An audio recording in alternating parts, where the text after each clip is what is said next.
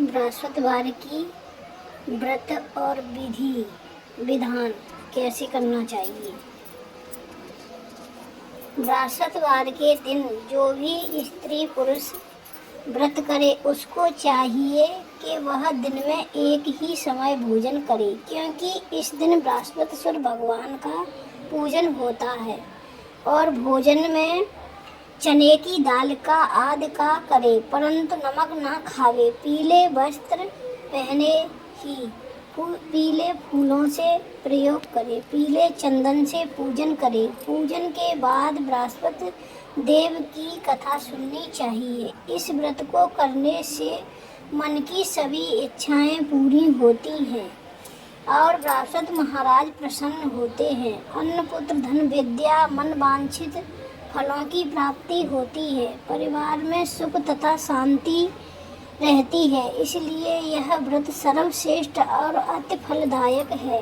इस व्रत में केले का पूजन करना चाहिए और पूजन के समय मन कर्म वचन से शुद्ध होकर जो इच्छा हो सो बृहस्पति देव जी से मांगनी चाहिए।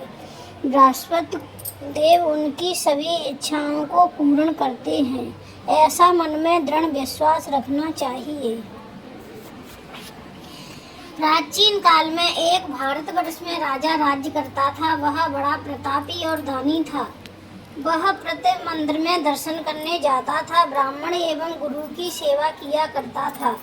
उसके दरवाजे से कोई भी निराश होकर नहीं लौटता था। वह प्रत्येक बृहस्पतिवार को व्रत और विष्णु भगवान का पूजन किया करता था, परंतु यह सब बातें उसकी रानी को अच्छी नहीं लगती थी। वह व्रत नहीं करती, ना किसी को एक पैसा दान में देती तथा राजा को भी ऐसा करने को मना किया करती थी।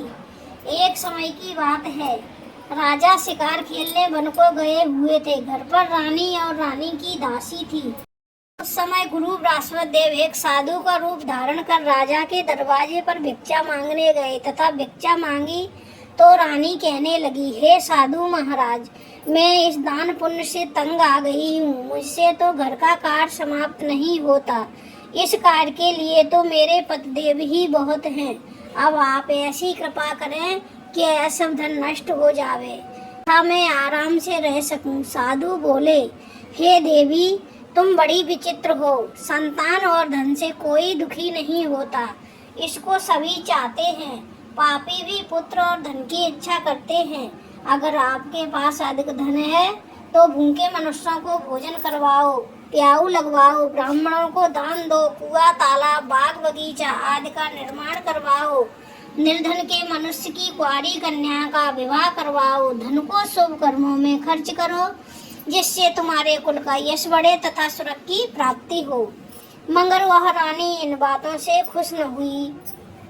वह बोली, हे साधु महाराज, मुझे ऐसे धन की भी आवश्यकता नहीं है जिसको मैं और ही मनुष्यों को दान दूं, जिसको रखने उठाने में मेरा सारा समय बर्बाद हो जावे। साधु ने कहा, हे देवी, तुम्हारी ऐसी इच्छा है तो वैसा ही होगा। मैं तुम्हें बताता हूँ, वैसा ही करना। बृहस्पतिवार के दिन घर को गोबर से लीपना, अपने केशों को धोना, केशों को धोते हुए स्नान करना, राजा से कहना वह बाल बनवाए, भोजन में मांस मदिरा खाना, कपड़े धोबी के यहाँ धुलने डालना। इस प्रकार 7 बृहस्पतिवार करने से तुम्हारा सब धन नष्ट हो जाएगा। ऐसा कहकर साधु महाराज वहाँ से अंतर ध्यान हो गए। रानी ने साधु कहे अनुसार वैसा ही किया। 3 बृहस्पतिवार बीत पाए थे कि उसका समाप्त धन नष्ट हो गया। अब संसारिक भोगों से दुखी रहने लगे। एक दिन राजा रानी से कहने लगा, हे रानी, तुम यहाँ पर रहो, मैं दूसरे देश जाता हूँ, क्योंकि यहाँ पर मुझे सभी मनुष्य जानते हैं, इसलिए कोई कार्य नहीं कर सकता। देश चोरी परदेश भीख बराबर है। ऐसा कहकर राजा परदेश चला गया। वहाँ जंगल जाता और लकड़ी काट कर लाता। अपना जीवन बड़ी कठिनाई से व्यतीत करने लगा। इधर राजा के घर रानी और दासी दुखी रहने लगी। किसी दिन भोजन मिल जाता तो किसी दिन जल पीकर ही रह जाती। एक समय रानी और दासी को 7 रोज बिना भोजन के व्यतीत हो गए। तब रानी ने अपनी दासी से कहा, हे दासी, यहाँ पास ही नगर में मेरी बहन रहती है। वह बहुत धनवान है। तू उसके पास जा, वहाँ से 5 शेर बेजर मांग ला, उस समय के लिए गुजर हो जाएगी। रानी की आज्ञा मानकर दासी उसकी बहन के पास गई।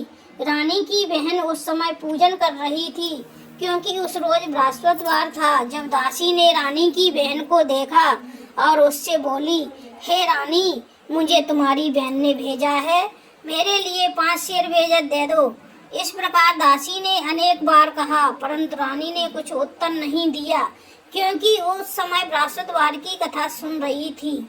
जब दासी को किसी प्रकार का उत्तर नहीं मिला तो वह बहुत दुखी हुई एवं क्रोध भी आया, परंतु वह बिना कुछ कहे अपनी रानी के पास आकर बोली, हे रानी, तुम्हारी बहन तो बहुत ही घमंडी है। वह छोटे लोगों की बात का उत्तर नहीं देती।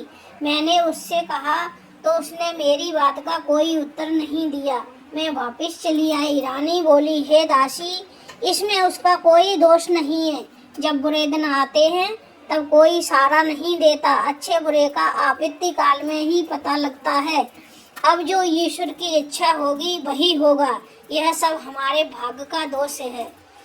तब रानी की बहन ने पूजन पाठ को समाप्त किया तो उसने कहा, मेरी बहन की दासी आई थी, परंतु मैं उससे नहीं बोली। यह सोच कथा और विष्णु भगवान का पूजन समाप्त कर वह रानी अपनी बहन के घर गई और बहन के घर पहुंचकर कहने लगी, हे बहन, तुम्हारी दासी गई, परंतु जब तक कथा होती है तब तक ना उठते हैं ना बोलते हैं, इसलिए मैं नहीं बोली। कहो दासी क्यों गई थी? रानी बोली, हमारे अनाज नहीं था। वैसे तुमसे कोई बात छिपी नहीं है, इस कारण मैंने दासी को तुम्हारे पास 5 शेर बेजर लेने के लिए भेजा था। रानी बोली, बहन देखो, बृहस्पति भगवान सभी की मनोकामना पूर्ण करते हैं। शायद तुम्हारे घर में अनाज रखा हो। इस प्रकार के वचन जब रानी ने सुने तो घर के अंदर गई। वहाँ उसे एक घड़ा बेजर का भरा मिल गया। अब तो रानी और दासी को बहुत खुशी होने लगी। तब दासी कहने लगी, देखो रानी, जब हमको भोजन नहीं मिलता तो हम रोज ही व्रत करते हैं। अगर इनसे बृहस्पतिवार के व्रत की विधि और कथा पूछ ली जाए तो इसे हम भी किया करें।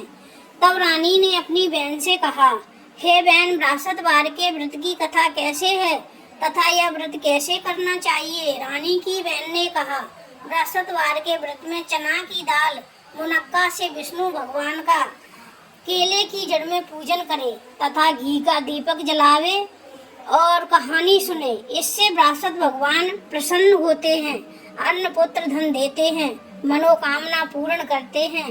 रानी और दासी दोनों ने निश्चय किया बृहस्पति देव का पूजन जरूर करेंगे।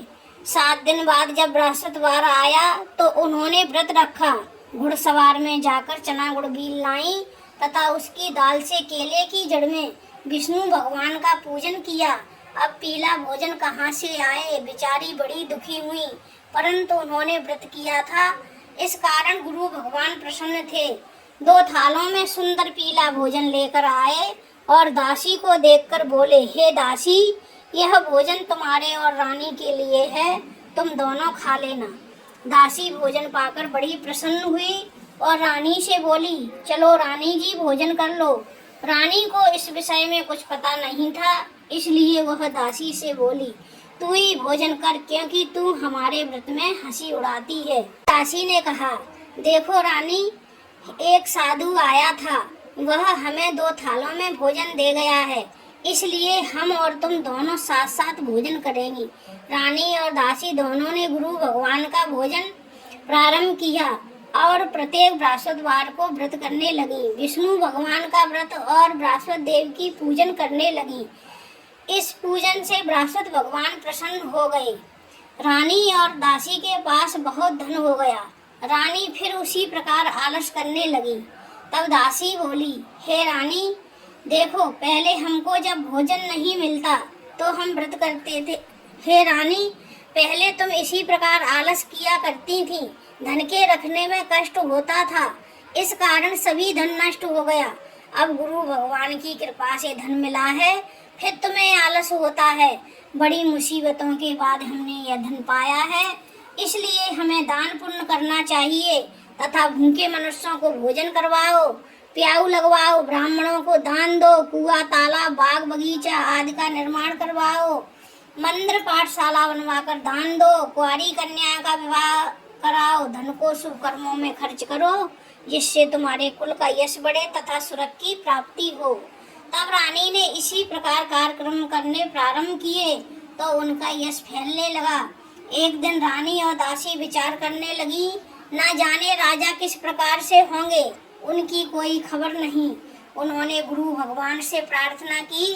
भगवान ने रात्रि में राजा को सपने में कहा, हे राजा, उठ, तेरी रानी तुझको याद करती है, अपने देश को चलो। राजा प्रातःकाल उठा, विचार करने लगा, स्त्री जात खात पहनने की संगीन होती है, पर भगवान की आज्ञा मानकर वह अपने नगर के लिए चलने को तैयार हुआ। इससे पूर्वक जब राजा परदेश चला गया तो परदेश में दुखी रहने लगा। प्रतिदिन जंगल से लकड़ी लेकर आता और शहर में बेचकर अपने जीवन को बड़ी कठिनाई से व्यतीत करता था। एक दिन राजा दुखी होकर अपनी पुरानी बातों को याद करके रोने लगा। राजा के पास आकर बोले, हे लकड़हारे, तुम इस सुनसान जंगल में किस चिंता में बैठी हो, मुझको बतलाओ। यह सुन राजा के नेत्रों में जल भर आया और साधु को वंदना कर बोला, हे प्रभु, आप सब कुछ जानने वाले हो। इतना कहकर साधु को अपनी संपूर्ण कहानी बतला दी। तब साधु ने कहा, हे राजन, तुम्हारी स्त्री ने बृहस्पति देव का अपमान किया था, इस कारण तुम्हारी यह दशा हुई है। अब तुम किसी प्रकार की चिंता मत करो, भगवान तुम्हें पहले से अधिक धनवान करेगा। देखो, तुम्हारी स्त्री ने गुरुवार का व्रत प्रारंभ कर दिया है और तुम मेरा कहा मानकर बृहस्पतिवार को व्रत करके चना की दाल गुड़ जल के लोटे में डालकर केले का पूजन करो और कथा कहो और सुनो। भगवान तुम्हारी सभी मनोकामनाओं को पूर्ण करेगा। साधु को प्रसन्न देखकर राजा बोला, हे प्रभु, मुझे लकड़ी बेचकर इतना पैसा नहीं मिलता जिससे भोजन करने के उपरांत कुछ बचा सकूं। मैंने रात्रि में अपनी रानी को व्याकुल देखा है, मेरे पास कुछ भी नहीं जिससे मैं उसकी खबर तो मंगा सकूं। फिर मैं कौन सी कहानी कहूं, मुझको कुछ भी मालूम नहीं है। साधु ने कहा, हे राजन, तुम किसी प्रकार की चिंता मत करो, तुम रोजाना की तरह लकड़ी लेकर शहर को जाओ, तुम्हें रोजाना से दुगना धन प्राप्त होगा, जिससे तुम भली प्रकार भोजन भी कर लोगे तथा बृहस्पति देव की पूजा का सामान भी आ जाएगा। और बृहस्पति देव की कहानी निम्न प्रकार से है। प्राचीन काल में एक ब्राह्मण रहता था, वह बहुत निर्धन था, उसके कोई संतान नहीं थी, उसकी स्त्री बहुत मलिनता के साथ रहा करती थी। इससे ब्राह्मण देवता बेचारे बहुत दुखी थे। वह बहुत कुछ करते थे किंतु उसका कोई परिणाम नहीं निकलता। ब्राह्मण देवता के यहाँ एक कन्या रूपी रत्न पैदा हुआ। वह कन्या अपने पिता के घर बड़ी होने लगी। वह बालिका प्रातः स्नान करके विष्णु भगवान का जप करती थी। अपने पूजन पाठ को समाप्त कर स्कूल जाती तो अपनी मुट्ठी में जौ भर ले जाती और पाठशाला के मार्ग में डालती जाती। ये जो सोने के होते जाते, लौटते समय इनको बीन कर घर ले आती थी। एक दिन बालिका सूप में सोने के जौ को फटक कर साफ कर रही थी। उस समय उसके पिता ने देख लिया और कहा, हे बेटी, सोने के जौ को फटकने के लिए सोने का सूप होना चाहिए। दूसरे दिन गुरुवार था। इस कन्या ने व्रत रखा और बृहस्पति देव से प्रार्थना करके कहा, हे प्रभु, मैंने आपकी पूजा सच्चे मन से की हो तो मेरे लिए सोने का सूप दे दो। बृहस्पति देव ने उसकी प्रार्थना स्वीकार कर ली। रोजाना की तरह वह कन्या जौ बहलाती हुई जाने लगी। जब लौटकर जौ बीन रही थी तो बृहस्पति देव की कृपा से उसे सोने का सूप मिला। वह उसे घर ले आई, उससे जौ साफ करने लगी, परंतु उसकी माँ का वही ढंग रहा। एक दिन की बात है, कन्या सोने के सूप में सोने के जौओं को फटक कर साफ कर रही थी। उस समय घर का राजपुत्र वहां होकर निकला। इस कार्य को और कन्या के रूप को देखकर मोहित हो गया तथा अपने घर आकर भोजन जल त्याग कर उदास होकर लेट गया। जब राजा को इस बात का पता लगा तो अपने मंत्रियों के साथ उसके पास गए और बोले, हे बेटा, तुम्हें किस बात का कष्ट है? किसी ने अपमान किया है अथवा कोई कारण है सो कहो, मैं वही कार्य करूँगा जिससे तुम्हें प्रसन्नता हो। राजकुमार ने अपने पिता की बातें सुनी तो वह बोला, मुझे आपकी कृपा से किसी बात का दुख नहीं है, ना मेरा किसी ने अपमान किया है, परंतु मैं उस लड़की के साथ विवाह करना चाहता हूँ जो सोने के सूप में सोने के जौओं को फटक कर साफ कर रही थी। यह सुन राजा आश्चर्य में पड़ गया और बोला, हे बेटा, इस तरह की कन्या का पता तुम ही लगाओ, मैं तेरा विवाह उनके साथ अवश्य करवा दूंगा। राजकुमार ने उस लड़की के घर का पता बतलाया। तब मंत्री उस लड़की के घर गए और ब्राह्मण देवता को सभी हाल बतलाया। ब्राह्मण देवता राजकुमार के साथ अपनी कन्या का विवाह करने के लिए तैयार हो गया तथा विधि विधान के अनुसार ब्राह्मण की कन्या का विवाह राजकुमार के साथ हो गया। कन्या के घर से जाते ही पहले की भांति उस ब्राह्मण के घर में गरीबी का निवास हो गया। अब भोजन के लिए अन्न बड़ी मुश्किल से मिलता था। एक दिन दुखी हो ब्राह्मण देवता अपनी पुत्री के पास गए। बेटी ने अपने पिता की दुखी अवस्था देखा तो अपनी माँ का हाल पूछा। तब ब्राह्मण ने सभी हाल कहा। कन्या ने बहुत सा धन देकर अपने पिता की विदा कर दिया। इससे ब्राह्मण का कुछ समय सुखपूर्वक व्यतीत हुआ। कुछ दिन बाद फिर वही हाल हो गया। ब्राह्मण फिर अपनी कन्या के यहाँ गए और सभी हाल कहा।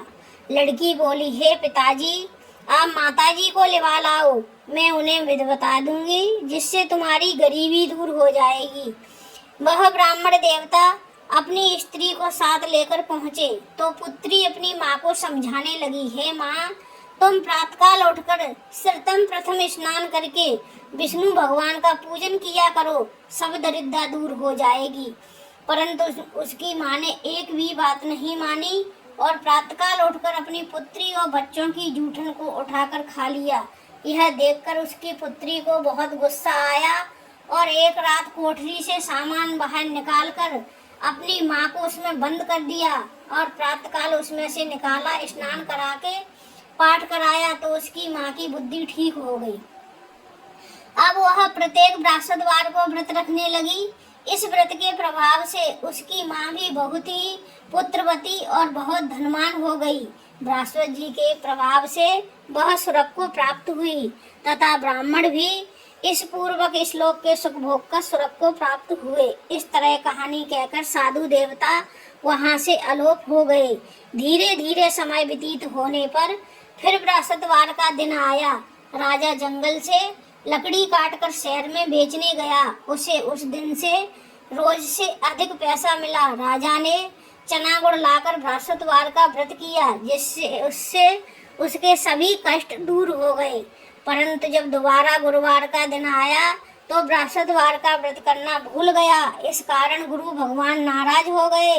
नगर के राजा ने विशाल यज्ञ का आयोजन किया तथा शहर में एक घोषणा करवा दी गई, कोई भी मनुष्य अपने यहाँ भोजन न बनावे, आग न जलावे। समाप्त जनता मेरे यहाँ भोजन करने आए। जो इस आज्ञा को नहीं मानेगा उसके लिए फांसी की सजा दी जाएगी। इस तरह की घोषणा संपूर्ण नगर में करवा दी गई। राजा की आज्ञा अनुसार शहर के सभी लोग भोजन करने आए, लेकिन लकड़हारा कुछ देर से पहुंचा, इसलिए राजा उसको अपने साथ लिवा ले जाकर भोजन करा रहे थे। रानी की दृष्टि उसी खुटी पर पड़ी जिस पर उसका हार लटका हुआ था। वहां दिखाई नहीं दिया। रानी ने सोचा, मेरा हार इसी मनुष्य ने चुरा लिया है। उसी समय पुलिस को बुलवाकर राजा जेल खाने में डलवा दिया। जब राजा जेल खाने में पड़ गया तो विचार करने लगा, न जाने कौन से पूर्व जन्म के कर्म से मेरे लिए दुख प्राप्त हुआ है, और उसी साधु की याद करने लगा जो जंगल में मिला था। उसी समय तत्काल बृहस्पतिदेव साधु के रूप में प्रकट हो गए और उसकी दशा को देखकर कहने लगे, अरे मूर्ख, तूने बृहस्पति देवता की कथा नहीं कही, इसी कारण तेरे को दुख प्राप्त हुआ है। अब चिंता मत कर, बृहस्पतिवार के रोज तुझे जेल खाने के दरवाजे पर रुपए पड़े मिलेंगे, उनसे तुम बृहस्पति देव का पूजन करना, तेरे सभी कष्ट दूर हो जाएंगे। बृहस्पतिवार के रोज उसे रुपए पड़े मिले। राजा ने बृहस्पतिवार की कथा कही। उसी रात बृहस्पति देव ने राजा से सपन में कहा, हे राजा, तुमने जिस आदमी को जेल खाने में बंद कर दिया है वह निर्दोष है, वह राजा है, उसे छोड़ देना। रानी का हार उसी खुटी पर लटका हुआ है। अगर तूने ऐसा नहीं किया तो मैं तेरे राज्य को नष्ट कर दूंगा। इस तरह रात्रि के सपन को देखकर राजा प्रातःकाल उठा और खुटी पर हाथ देखकर लकड़हारे को बुलाकर क्षमा मांगी तथा राजा के योग्य सुंदर वस्त्र भूषण देकर विदा कर दिया। साधु की आज्ञा अनुसार राजा अपने नगर के लिए चल दिया। राजा नगर के निकट पहुंचा तो उसे गए हैं। राजा ने पूछा, यह किसका बाग और धर्मशाला है? तब नगर के लोग कहने लगे, यह सब रानी और बांदी के हैं। तो राजा को आश्चर्य हुआ और गुस्सा भी आया। जब रानी ने यह खबर सुनी कि राजा आ रहे हैं तो उसने अपनी दासी से कहा, हे दासी, देख राजा हमको कितनी बुरी हालत में छोड़ गए, कहीं हमारी ऐसी हालत देखकर लौट न जाए, इसलिए तू दरवाजे पर खड़ी हो जा। आज्ञा अनुसार दासी दरवाजे पर खड़ी हो गई। राजा आए तो उन्हें लिवाला आई। तब राजा ने क्रोध करके अपनी तलवार निकाली और पूछने लगे, यह सब बताओ, यह धन कहाँ से प्राप्त हुआ है? तब उन्होंने कहा, यह धन हमें बृहस्पति देव के व्रत के प्रभाव से प्राप्त हुआ है। राजा ने कहा, सभी लोग 7 रोज बाद बृहस्पति देव का व्रत करते हैं, परंतु मैं रोजाना दिन में 3 बार कहानी कहा करूँगा, रोज व्रत किया करूँगा। अब राजा के दुपट्टे में हर समय चने की दाल बंधी रहती तथा वह दिन में 3 बार कहानी कहता। एक रोज राजा ने निश्चय किया, चलो अपनी बहन के यहाँ हो आए। इस तरह राजा घोड़े पर सवार होकर अपनी बहन के यहाँ निकला। आगे मार्ग में देखा कुछ आदमी मुर्दे को लिए जा रहे हैं। उन्हें रोककर राजा कहने लगा, अरे भैया, मेरी बृहस्पतिवार की कहानी सुन लो। वे बोले, हमारा आदमी मर गया है, इसको अपनी कथा की पड़ी है। परंतु कुछ आदमी बोले, अच्छा कहो, हम तुम्हारी कथा सुनने को तैयार हैं। राजा ने दाल निकाली और कथा कहने लगा। जब कथा आधी हुई तो मुर्दा हिलने लगा और जब कथा समाप्त हो गई तो राम राम कहकर खड़ा हो गया। आगे मार्ग में उसे एक किसान खेत में हल चलाता मिला। राजा ने उसे देखा और उससे कहा, अरे भैया, मेरी बृहस्पतिवार की कहानी सुन लो। किसान बोला, जब तक मैं तेरी कथा सुनूंगा तब तक चारा रैया जोत न लूंगा, जा अपनी कथा किसी और को सुनाना। इस तरह राजा आगे चलने लगा। राजा के हटते ही बैल पछाड़ खाकर गिर गए तथा किसान के पेट में बहुत जोर से दर्द होने लगा। उस समय उसकी माँ रोटी लेकर आई। उसने ये सब देखा तो अपने पुत्र से हाल पूछा। बेटे ने सभी हाल कहा। बुढ़िया दौड़ी दौड़ी उस घुड़सवार के पास गई और उससे बोली, मैं तेरी कथा सुनने को तैयार हूँ, तू अपनी कथा मेरे खेत पर चलकर कहना। राजा ने बुढ़िया के खेत पर जाकर कथा कही, जिसको सुनकर बैल खड़े हुए तथा किसान के पेट का दर्द बंद हो गया। राजा अपनी बहन के यहाँ कुशल पूर्वक पहुँच गया। बहन ने भाई की खूब मेहमानी की। दूसरे रोज राजा प्रातःकाल जागा तो देखने लगा सब लोग भोजन कर रहे हैं। राजा ने अपनी बहन से कहा, हे बहन, ऐसा कोई मनुष्य है जिसने भोजन नहीं किया हो? वह मेरी बृहस्पतिवार की कहानी सुन ले। बहन बोली, हे भैया, यह देश ऐसा ही है, पहले यहाँ भोजन करते हैं, बाद में कोई अन्य काम करते हैं। अगर कोई पड़ोस में हो तो मैं देख आऊं। ऐसा कहकर देखने चली गई, परंतु ऐसा व्यक्ति नहीं मिला जिसने भोजन ना किया हो। अंत में वह कुमार के घर गई जिसका लड़का बीमार था। उसे मालूम हुआ इसके यहाँ 3 रोज से किसी ने भोजन नहीं किया है। रानी ने अपने भाई की कथा सुनने के लिए कुमार से कहा। वह कथा सुनने को तैयार हो गया। राजा ने जाकर बृहस्पतिवार की कथा कही, जिसको सुनकर उसका लड़का ठीक हो गया। अब तो राजा की प्रशंसा होने लगी। एक रोज राजा ने अपनी बहन से कहा, हे बहन, हम अपने घर को जाएंगे, तुम भी तैयार हो जाओ। राजा की बहन ने अपनी सास से कहा। सास बोली, हाँ चली जा, परंतु अपने लड़कों को मत ले जाना, क्योंकि तेरे भाई के कोई औलाद नहीं है। बहन ने भैया से कहा, हे भैया, मैं तो चलूंगी मगर कोई बालक नहीं चलेगा। राजा बोला, जब कोई बालक नहीं चलेगा तब तुम ही क्या करोगी? बड़े दुखी मन से राजा अपने नगर के लिए लौट आया। राजा ने रानी से कहा, हम निर्वंशी राजा हैं, हमारा मुख देखने का धर्म नहीं। इसी उदासी के कारण कुछ भोजन भी नहीं किया। रानी बोली, हे स्वामी, हे बृहस्पति देव, आपने हमें सब कुछ दिया है तो औलाद भी अवश्य देंगे। उसी रात को बृहस्पति देव ने राजा से सपने में कहा, हे राजा उठ, सभी सोच को त्याग दे, तेरी रानी गर्भ से है। 9वें महीने में उसके गर्भ से एक सुंदर पुत्र पैदा होगा। तब राजा बोला, हे रानी, स्त्री बिना भोजन के रह सकती है, बिना कहे नहीं रह सकती। जब मेरी बहन आवे तो उससे कुछ मत कहना। रानी ने सुनकर हाँ कर दिया। जब राजा की बहन ने ये सुसमाचार सुना तो बहुत खुश हुई तथा अपने भाई के यहाँ बधाई लेकर आई। तभी रानी ने कहा, घोड़ा चढ़ तो नहीं आई, गधा चढ़ी आई। राजा की बहन बोली, हे भाभी, मैं इस प्रकार न कहती तो तुम्हें औलाद कैसे मिलती। बृहस्पति भगवान ऐसे ही हैं, जैसे जिसके मन में कामनाएं होते ही हैं उसको सभी को पूर्ण करते हैं। जो श्रद्धा भावना पूर्वक कथा पढ़ता है अथवा दूसरों को सुनाता है, बृहस्पति देव उसकी सभी मनोकामना पूर्ण करते हैं। और जो मनुष्य जैसे सच्ची भावना से रानी और राजा ने उनकी कथा का गुणगान